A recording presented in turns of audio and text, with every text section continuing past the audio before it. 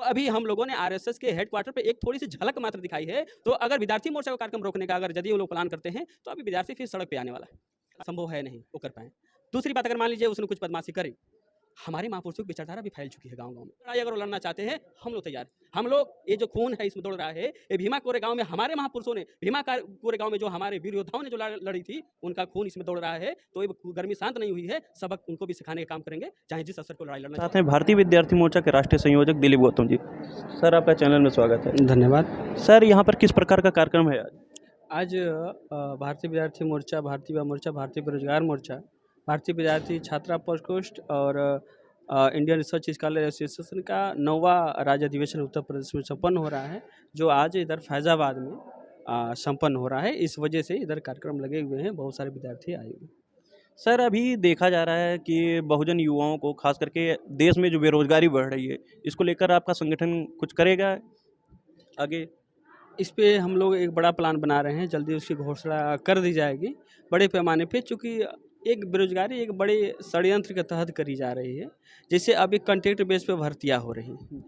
तो अगर हम लोग पढ़ रहे हैं, तो आखिर में जब पदें खाली हैं, जब पदें हैं आपके पास, तो कॉन्ट्रैक्ट बेस पे भर्ती करने का क्या मामला है? पहला मामला। दूसरा, अभी जिस प्रकार से विश्वविद्यालयों में अभी ये भी मामले अभी चल रहे हैं कि विश्वविद्यालय में हम प्रोफेसर वीर लाने वाले हैं, और स्पेशल लोगों को अभी पहले प्रोफेसर बनने के लिए आपको नेट और पीएचडी होना ज़रूरी होता था, लेकिन अभी ये बात कही जा रही है कि अब हम विश्वविद्यालय में जिनकी नियुक्ति करने वाले हैं, वो स्पेशली एक जगत से आएंगे, जिनको स्पेशल उनको 15 साल का अगर यदि अनुभव है, ऐसे लोगों को हम विश्वविद्यालय में लेने का काम करेंगे, पहली बात का। दूसरी बात कहते हैं कि हम उसी विश्वविद्यालय में ऐसे प्रोफेसर भी रखेंगे जो मात्र 3 से 4 साल के लिए काम करेंगे। तो ये बड़ी पैमाने पे बेरोजगारी का संकेत भी है, और ये एक बहुत बड़ा षड्यंत्र है जो एससी एसटी ओबीसी जो हमारे समाज के जो लोग हैं, इनको कैसे वो जो शैक्षणिक जो संस्थान है उससे कैसे उनको बाहर किया जाए, जो नौकरियां कैसे उनको बाहर किया जाए। जैसे अभी मुझे नहीं लगता कि जिस प्रकार से बात कही जा रही है कि जो 15% जो 15 साल का जिसके पास एक्सपीरियंस हो उसको हम विश्वविद्यालय में प्रोफेसर बनाएंगे, तो बहुजन समाज के लोगों के पास कौन सा स्पेशलाइजेशन होगा? मुझे तो बात समझ में नहीं आती। इसका मतलब ये जो ब्राह्मण जाति के जो लोग, जिनका विश्वविद्यालयों पे कब्जा है, अपने समाज के लोगों को उधर लाना चाहते हैं, और शिक्षा का किस तरीके से निजीकरण करना है, शिक्षा को कैसे उनको ख़त्म करना है, इस पे वो बड़े पैमाने पे काम कर रहे हैं। सर, अभी देखा जा रहा है कि आप वाम सेव के आप शिवलिंग हैं। जी। देखा जा रहा है कि देश भर में वाम सेव के कार्यक्रम को रोकने का काम किया जा रहा है। अभी कई जगह अभी हाल ही में 18 तारीख के कार्यक्रम को रोका गया, आदिवासियों का जो वाम सेव का शिवलिंग है। कहीं आपका भी कार्यक्रम आगे चल के रोका जा सकता है, क्योंकि जिस तरह देश भर में आपके ही कार्यक्रम को रोका जा रहा है, तो इसको लेकर आप लोगों को प्लान किया है? उसके लिए भारतीय विद्यार्थी मोर्चा तैयार है।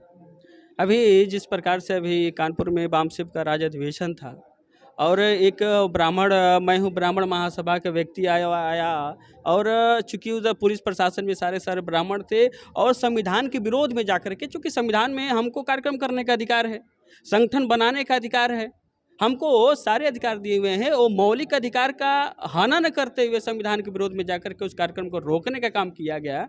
तो ये संविधान को विरोध में काम कर रहे हैं। अगर संविधान के विरोध में काम कर रहे हैं, तो अभी हम लोगों ने आरएसएस के हेडक्वार्टर पे एक थोड़ी सी झलक मात्र दिखाई है। बड़े पैमाने पे हम लोग भारतीय विद्यार्थी मोर्चा के माध्यम से विद्यार्थियों को कलेक्ट करने का काम कर रहे हैं, उनके बीच में जाने का काम कर रहे हैं। तो अगर विद्यार्थी मोर्चा को कार्यक्रम रोकने का अगर यदि वो लोग प्लान करते हैं, तो अभी विद्यार्थी फिर सड़क पे आने वाला है।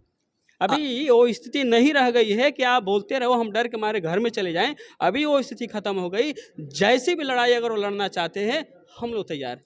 हम लोग, ये जो खून है इसमें दौड़ रहा है, ये भीमा कोरेगाँव में हमारे महापुरुषों ने, कोरेगाँव में जो हमारे वीर योद्धाओं ने जो लड़ी थी, उनका खून इसमें दौड़ रहा है। तो ये गर्मी शांत नहीं हुई है, सबक उनको भी सिखाने का काम करेंगे, चाहे जिस अवसर को लड़ाई लड़ना चाहते हैं। सर, अभी देखा जा रहा है 22 प्रतिज्ञा को लेकर पूरे देश में काफ़ी बवाल मचा हुआ है। सोशल मीडिया आपने भी देखा होगा, प्रिंट मीडिया, इलेक्ट्रॉनिक मीडिया, सब जगह पर है। अभी देखा जा रहा है कि अयोध्या से काफ़ी खबर गई है कि जो राजेंद्र पाल गौतम जी हैं, उनका सर कलम करने पर 50 लाख का इनाम रखा हुआ है। इसको लेकर आपको क्या कहना है? ये जो बातें हैं वो सिर्फ सोशल मीडिया की ही बातें हैं। अभी अगर मान लीजिए राज्यपाल गौतम जी ने इतना बड़ा बयान दिया और आकर के 22 प्रतिज्ञा लिया, ये तो हमारा कानून अधिकार दिया हुआ है। हम कौन सा धर्म अपना रहे हैं, क्या कर रहे हैं, इस पर किसी को हस्तक्षेप करने का कोई मामला नहीं। दुश्मन अभी जिस प्रकार से माननीय वावन मेश्राम साहब के नेतृत्व में पूरे देश भर में जो जन आंदोलन करने के लिए जो विचारधारा हमारे महापुरुषों की विचारधारा फैलाई जा रही है, इस विचारधारा से अभी सारे जो बहुजन समाज के जो लोग हैं एकत्रित हो रहे हैं। और एकत्रित होने के डर से ब्राह्मण सिर्फ बोलता है, करता नहीं, तो वो धमकी सिर्फ उसी के पास रहे। अभी एक और बात बताते हैं और शायद आपको बात ध्यान में हो। जब माननीय वावन मेश्राम साहब का कार्यक्रम जब कानपुर में रोका गया था, तो एक ब्राह्मण ने धमकी दिया था कि मैं वावन मेश्राम को मारना चाहता हूँ। वावन मेश्राम साहब ने जवाब दिया कि मैं तुमको तू अपना पता भेज, मैं उधर आता हूँ। उसके बाद उसका कोई पोस्ट नहीं है। ये ब्राह्मण भी अभी डरे हुए जान गए कि हमारी शक्ति, अभी ब्राह्मण क्या करते। लेकिन अभी हिंदू आर्मी नाम का संगठन है, उसने कहा कि जैसे पीएफआई बैन किया गया, पीएफआई को 5 साल के लिए बैन कर दिया गया क्योंकि उसको पाया गया कि आतंकवादी गतिविधियों में लीन है। भीम आर्मी और वामसेव जैसे संगठन को भी बैन करने की मांग कर रही है हिंदू आर्मी। इसको लेकर आप क्या कहेंगे? अभी देखिए ऐसा संभव है नहीं वो कर पाए। दूसरी बात, अगर मान लीजिए उसने कुछ बदमाशी करे, हमारे महापुरुषों की विचारधारा भी फैल चुकी है गांव-गांव में। एक उदाहरण अभी इसके पहले मैं बताना चाह रहा था। आज तक जितने भी सड़कों पे उतर करके जो विरोध प्रदर्शन हुए हैं या एससी/एसटी के खिलाफ, ओबीसी के खिलाफ अगर भड़काने का किसी काम किया गया है, तो हमारे समाज के लोगों को हमारे समाज से ही भड़ाने का काम किया जा रहा था। यानी यदि एससी अगर कोई अपनी लड़ाई लड़ रहा है तो ओबीसी को खड़ा कर दिया जाता था।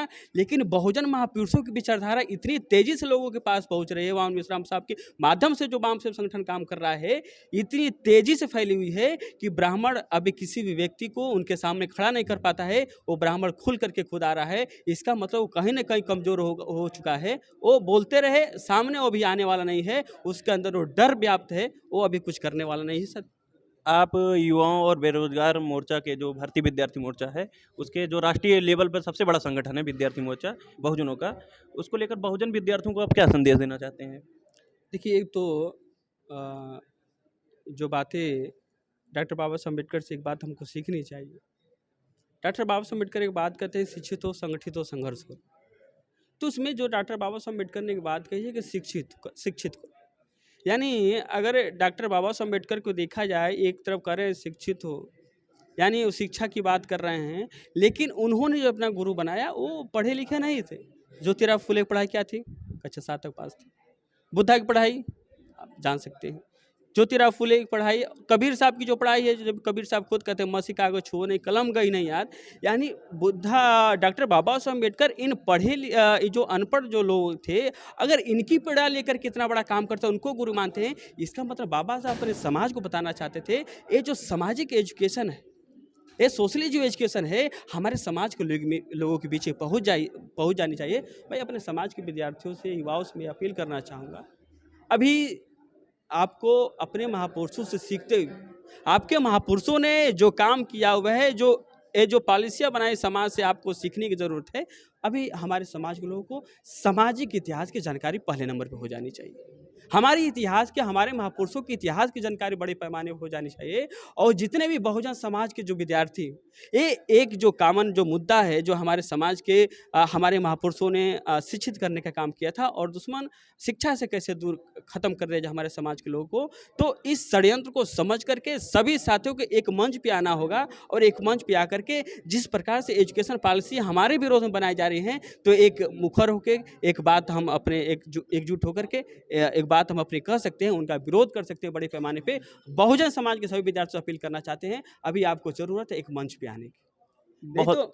नहीं तो दुश्मन जिस प्रकार से संविधान को वो बोल रहा है कि वर्ण व्यवस्था पे हम संविधान लागू करने जा रहे हैं, संविधान को खत्म करने जा रहे हैं, तो अभी आने वाले समय में विद्यार्थी ही, आज के समय के जो विद्यार्थी युवा है, यही देश को संचालित करने का भी काम करेगा। तो हमारे महापुरुषों से सीखने की जरूरत है। हमारे खिलाफ दुश्मन जो भी षड्यंत्र रच रहा है, उस षड्यंत्र को समझ करके हमको एकजुट होकर लड़ाई लड़ने की जरूरत है। इसमें सभी साथियों को ऐसा काम करना चाहिए। यही आज का संदेश हमारे समाज। बहुत बहुत धन्यवाद सर। Thank you.